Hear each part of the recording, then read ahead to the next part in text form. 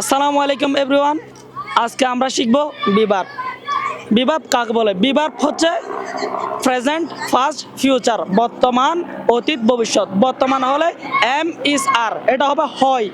Was were, ছিল, will be, হব। I M A student, আমি একজন ছাত্র হই। আই ওয়াজ এ স্টুডেন্ট, আমি একজন ছাত্র ছিলাম। I will be A student, আমি একজন ছাত্র হব। Present, first, future. প্রেজেন্ট হচ্ছে আই এম এ স্টুডেন্ট, আমি একজন ছাত্র হই।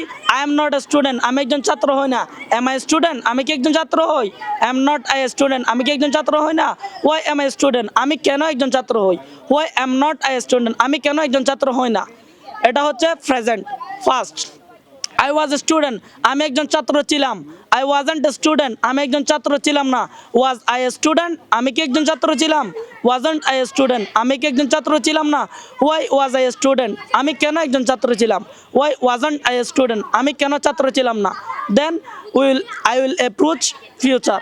I will be a doctor, আমি একজন ডক্টর হব। I won't be a doctor, আমি একজন ডাক্তার হব না। Will I be a doctor, আমি কি একজন ডাক্তার হব?